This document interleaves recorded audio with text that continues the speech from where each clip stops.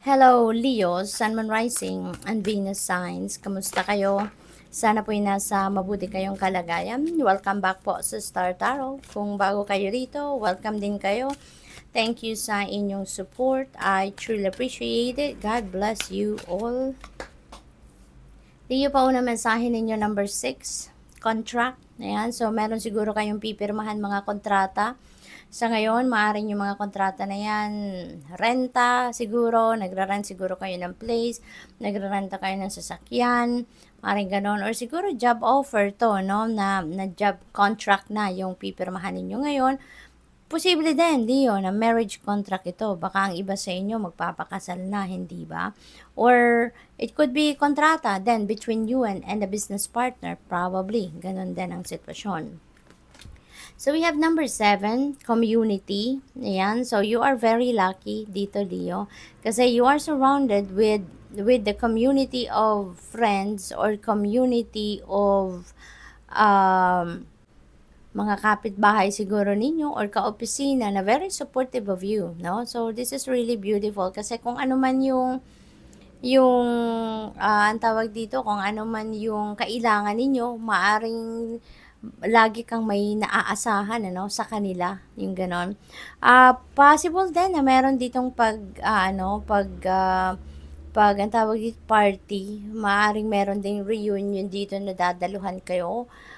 Possible din na merong invitation para sa social gatherings, no, for some of you. Number 45, man holding a heart. Napakaganda. There is someone dito, Leo, no? Isang lalaki na very, siguro meron ito sa'yo. Ang napipick up ko dito, maaaring dati mo na tong kilala at maaaring meron itong romantic interest sa'yo at ngayon, parang lagi siyang nandyan, no? Parang anino mo siya na lagi siyang nandyan, handa siyang damayan ka, handa siyang tulungan ka, about personal affairs, parang lagi siyang nandyan para suportahan ka, lagi siyang willing, no? Kasi nga, meron siyang romantic interest sa inyo, but maaring hindi pa ito sa iyo nagko-confess ng kanyang nararamdaman, no? Yun ang napipick up ko dito for some of you, Leo. So, what else? Pero, nagpapakita siya ng concern sa iyo, no? Lagi siyang nandiyan para sa iyo. Number 29, the world, napakaganda. There is a vast array of opportunities and possibilities, no? Nandiyan dyan sa harapan ninyo, nasa paligid ninyo. Maraming oportunidad ang nasa harap ninyo dito for anything, no? Maaring ito ay trabaho, negosyo, pag-aaral, travel, no? Maaring along those lines, ang opportunities na nandiyan dyan sa inyong harapan. Siguro ang iba din sa inyo dito, if you're going to put up a business, maaring yan yung negosyo na yan ay related, no, sa internet, related sa electronics, siguro related sa social media or related sa technology, no, along those lines. So good luck. We have number 12. Ayan. So, the temple path. Ayan. So, Leo, ang karamihan sa inyo dito, you are divinely guided, no?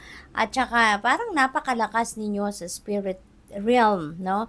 Leo, parang lagi, alam mo yun, yung magsimula tayo dyan sa mga ancestors ninyo, magsimula tayo sa mga loved ones ninyo na nag-passed on on the other side, guardian angels ninyo, spirit guides ninyo, ang Panginoon, at kung sino pang pinaniniwalaan ninyo sa spirit realm, lagi silang nandyan, no? Merong laging nakabantay sa'yo.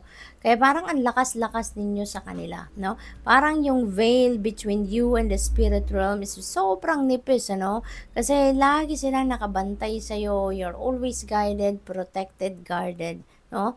Kaya parang siguro din madasalin talaga kayo or siguro talaga lagi din kayong alam mo yun, yung faith and trust ninyo sa spirit realm nandiyan dyan, kaya lagi din silang nandyan para sa'yo, no? So what else? We have number 42, woman holding a coin. Watch out for this person, no? Watch out for this lady. Kasi kung meron kayong mga transactions regarding pera, maaaring yung taong ito yung tutulong sa'yo, no? Meron isang babaeng tutulong sa'yo na ma-expedite yung mga inaasikaso ninyong papeles, transactions, no? Lalong-lalo na regarding money, or siguro meron kayong lalapitan talaga na isang babae na magpapatulong ka, no? Sa mga transactions ninyo, maaaring ganon. Or anything, no? Kahit papeles, no? Lalo-lalo na related sa inyong business transactions, siguro mga loans, siguro investments, yung mga ganon. There is a woman, no, na maaaring makatulong or tutulong talaga sa iyo para maging mabilis, maging maayos ang inyong transaction, no? So, tignan natin kung ano pa ang ganap dito for Leo. We have angel number 0000.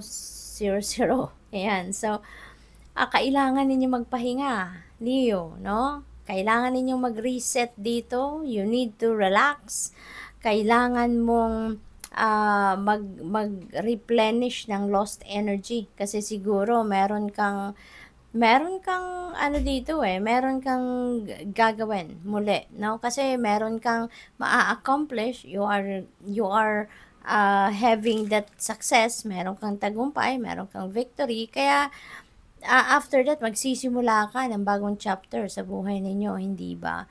Kaya sabi dito, kailangan handa ka, no? Para sa pagsisimula mo ng bago. Kasi dito sa The World Energy, you're starting fresh. Dito, you're starting a new endeavor dito. It serves as a timely reminder that anything can be accomplished. If you can dream it, there is no reason you can't make it a reality. If something is in the possession of another person, it is also available to you. So, try to remain calm. What's meant for you won't pass you by. Okay? So, let go of the tension and relax.